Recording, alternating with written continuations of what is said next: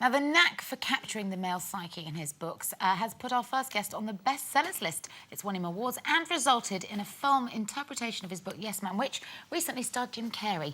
He joins us today to talk about his latest tome, More Awkward Situations for Men, which has seen Hollywood come knocking at his door once again. Please welcome Danny Wallace. Hello. How are you? Cheers. Hello. How are you? Hello. Hello. Hello. Hello, women. How are you? Hello, man. Yeah, exactly.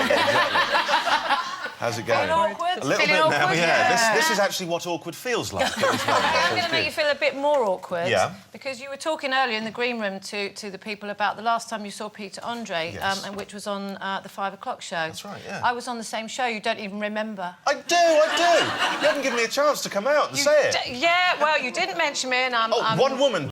As well. Hey! All right, well, I feel very welcome indeed now. Yeah. Thank you very much. Yeah, well done, Carol. This is the second volume of your awkward situations. Yeah. You must spend your entire life feeling slightly awkward. I do, especially on this show all of a sudden. No, I think we all do every now and again. I think it applies as much to women as it does to men. But, I mean, these things happen all the time, just little moments of awkwardness that bubble up and... What? I mean, you feel awkward walking behind women at night. Why? I do. I don't know how to walk behind a woman I don't know. So that they don't think that you're going to do something to them, or be some kind of threat, and yet it's slightly arrogant of me to think that they might think I'm some kind of threat. But you know, you can't walk along. How do you make them feel more comfortable? You can't shout out, "I'm not a threat," because that sounds a bit weird. I worry about you. When I was reading the book last night, I thought, God, I thought I was a worrier. But what I do like is when you observe awkward things like park benches and people... Because there is a thing about people, you think, oh, no, they're going to talk to me. You know, oh, no, Filling a silence. Which is kind of both male and female, really, isn't it? It's not I think just so, about... yeah. I think they apply, you know, to men and women. But being a man, I can only write about it from my sort of perspective. But, you know, the park bench thing, you're sitting on a park bench. There are many other park benches, all of them empty, all of them perfectly applicable to whoever wants to come along, and yet someone chooses to sit next to you. And then the pressure, the social contract. Do I have to talk to them? Do they want me to talk to them? If you start talking to them, they think this guy's a nutter.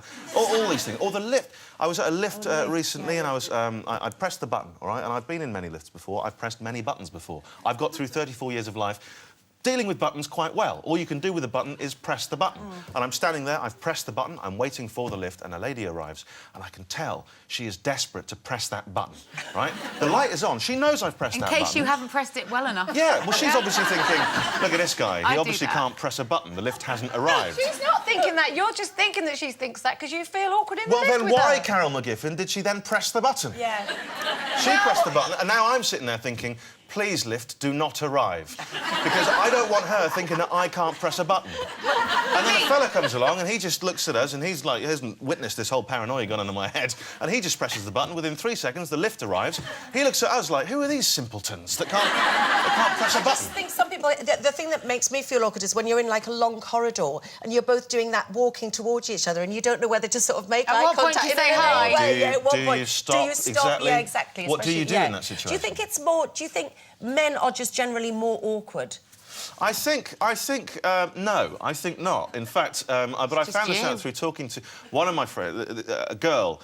She got into a very awkward situation recently. She woke up late. She was supposed to go to meetings across town. She was late, so she wakes up, she puts some makeup on, she finds sort of yesterday's clothes, pulls her jeans on, gets in the car, drives there, has a great meeting. Everything went terrifically. As she's leaving the meeting, someone just goes, "Oh, my God!" And she turns round, and her pants from the day before are on the floor in the middle of that person's office. And they've been in her jeans from the day before. And she doesn't know... I mean, how do you respond to this? Yeah. Very small pants. Well, you know, and she looks down and she recognises them. She's thinking, those are definitely my pants. And she can't say, oh, I appear to have left my pants in your office. So she just goes, what kind of business are you people running? Turns around and just runs away, basically. But no, they were her pants. So no, women get into these situations. There was a chance that this was going to be made into a sitcom, wasn't it? Yeah, a sitcom, yeah. So what happened? Is it happening or what? Well, I went over to America to shoot a pilot, all called Awkward Situations for Men. With you in it? With me in it, which when my friends see You it... were playing you? I was playing me, which is the role I was born to play in many ways. I've been rehearsing for that role for 34 years. It's been fantastic. But when my friends see it, it's a bit weird because it sort of looks like a Seinfeld or a Friends, and it's got that kind of American look of a sitcom. But then there's just me walking down the middle in my normal clothes with my name, speaking with my voice. So my friends are a bit confused by it. So we made the pilot, and then they wanted to have a baby in it. There was no baby in it. We couldn't really do a cartoon baby at that stage or anything like that. You had one in real life? I had one in real life, yeah. So, But you had one that wasn't a real baby before that, didn't you? There's an awkward situation in your book about the doll. Yeah, this is a very awkward... To prepare me for parenthood, essentially, a friend of mine thought quite a nice thing to do will be to send this gift to you. And I was like, great, what will this gift be? And it arrives, and it was a small rubber doll, a little toddler doll. And I'm looking at it, and I'm thinking, I don't quite know how to deal with this, because there was another element to it, which was the race of the doll. It was a black doll, and there's not. I'm a white man, but I'm allowed a black doll. I think that's fine. I just wasn't expecting this, but we welcomed him into our family, and my friend came round, and we were having a glass of wine, and my wife took a picture of me with the doll. We called him Didier, and we're sitting there, me and Didier, having a glass of wine, and then I forgot all about him. Cut to about a week later, a man comes round to our house to sort of fix our computers and stuff. And I've sort of forgotten Didier is there. And I go off to make him a cup of tea, and I come back, and the man is just sitting on the sofa next to a small rubber black boy. And he's thinking, this guy's a bit odd. And I'm thinking, so I don't know what to do. So I rush him upstairs, basically, to get away from Didier. And up there, my wife had said with this picture that she took, she went, oh, we'll have to use that for something. It's great of you and Didier. And Was Didier drinking, yeah? Didier was there with a little glass of wine, yeah. And I was next to him, just enjoying myself. And I just thought, well, there's nothing we can possibly use this for. It's fine. So I go upstairs, I distract the man with talk of computers and all that kind of stuff, and he fixes everything for me. And then he goes, have you got a laptop? We can fix that as well. And so I get the laptop, my wife's laptop, and that's good, because then I can say, I've got a wife. I'm not a weird man who lives with a series of dolls in my house. And I fire up the laptop, and up comes the screensaver, and my wife has used a picture of me and the doll as our screensaver. So this man now thinks that not only do I sit there of an evening with Didier just hanging out on the sofa, inviting strangers round, but I love him so much that I can't go a moment without having him on my computer. So yeah, that was the doll situation.